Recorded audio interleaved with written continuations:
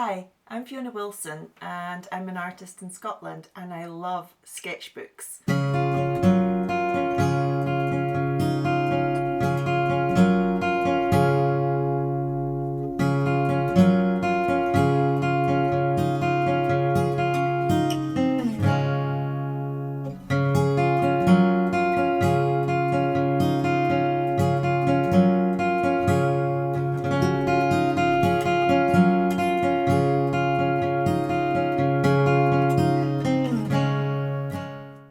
So I thought you might like to see some of the ones that I use.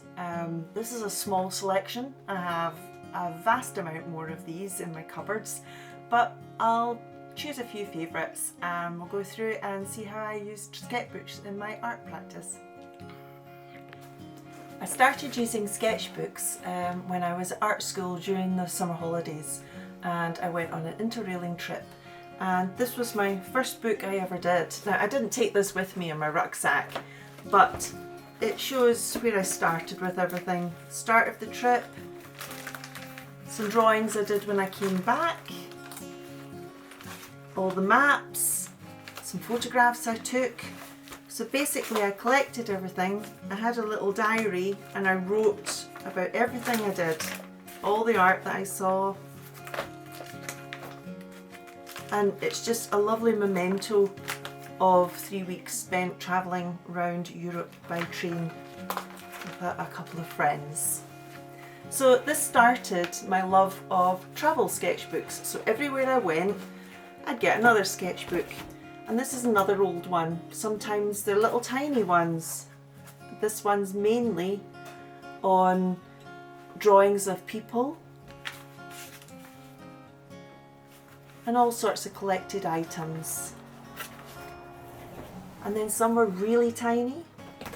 And this is my latest one from Spain. This is a sea white sketchbook and it's got watercolour paper in it, which makes it kind of precious, but it means you can actually do paintings in it rather than just drawing. So this is my most recent book from my 2 trips to Spain. As you see, there's a mix of drawing, favourite wines. This was Cordoba. I've actually included some elements that I found on the street or picked up, sometimes in magazines. I used pens, pencils, watercolour, anything really, maps of the city. So again, it's still a diary, but it has a lot of observations as well. I really like this one because it was a beautiful evening and it's done in Inktense pencils and it's a view of Malaga Harbour.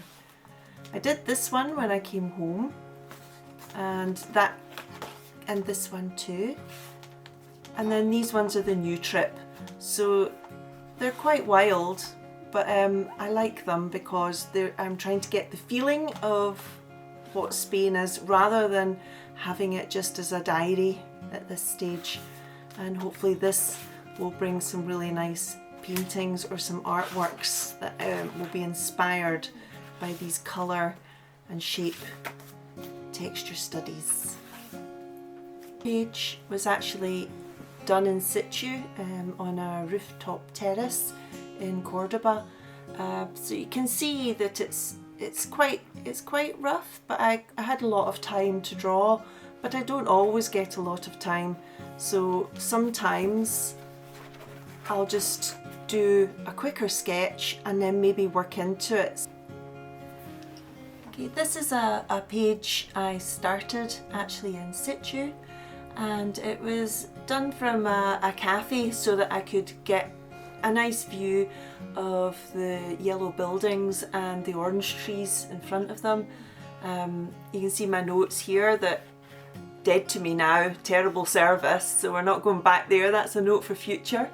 Also where it is, and because I have limited materials with me, I've written down cad orange, Naples yellow pale, cool green, teal and viridian shutters, so that even though I have a photograph, the photographic colour isn't always as pure as knowing which colours were actually evident, because my whole project is going to be about the colours of Malaga.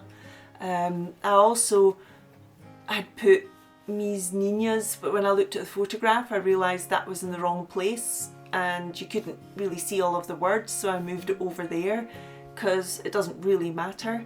And then I've used some of the beer we were drinking to collage some bits and pieces on for interest, and found some textures that I'd taken with me, and then introduced the blue of Malaga, which reflects the sky, as well as our orange juice label to go with the oranges.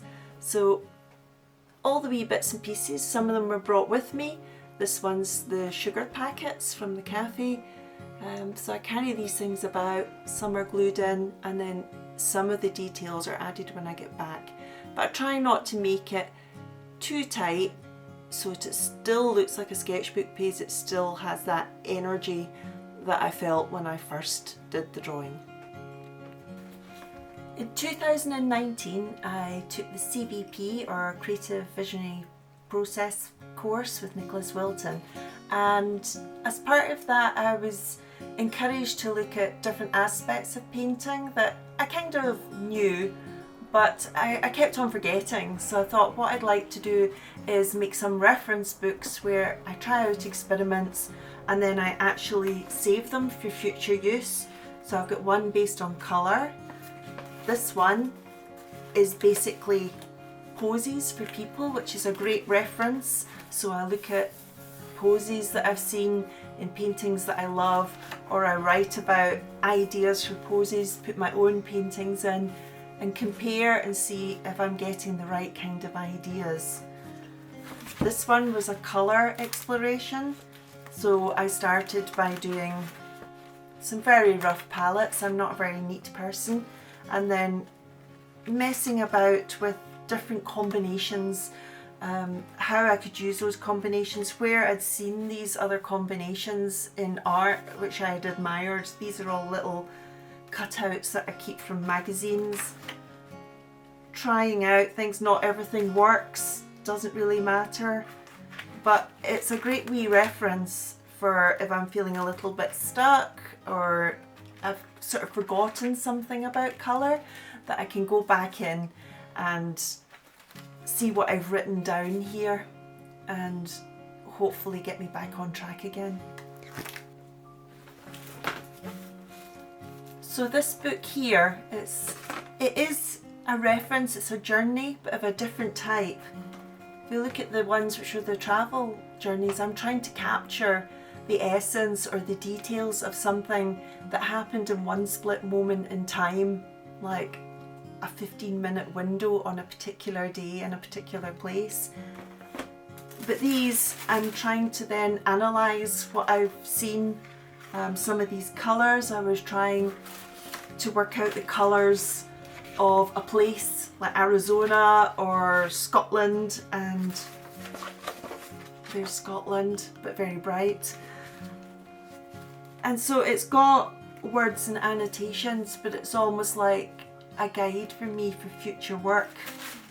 Whereas these, in a way, they may inform future work, but in some ways they are more of a memory maker for me, and ways to remember things about the holiday that sometimes time makes you forget.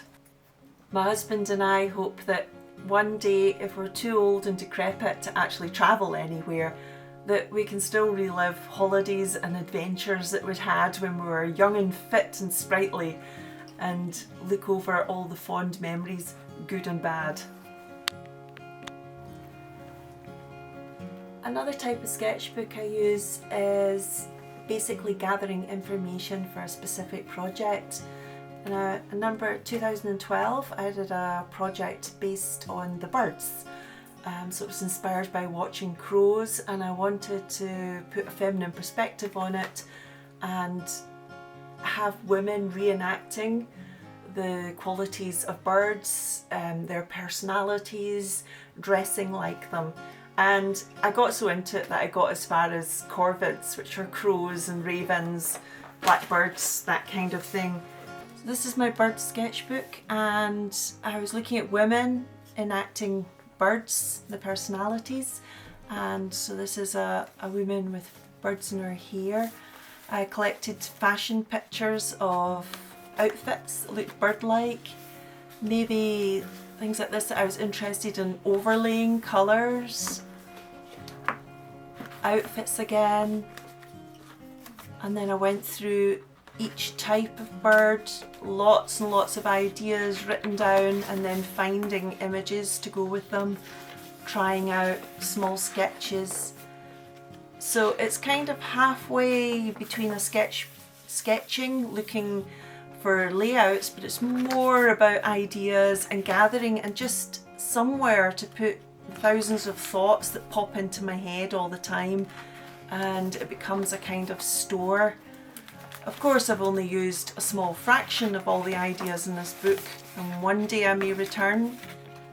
So those were the 3 main types of sketchbooks I like to use in my art practice.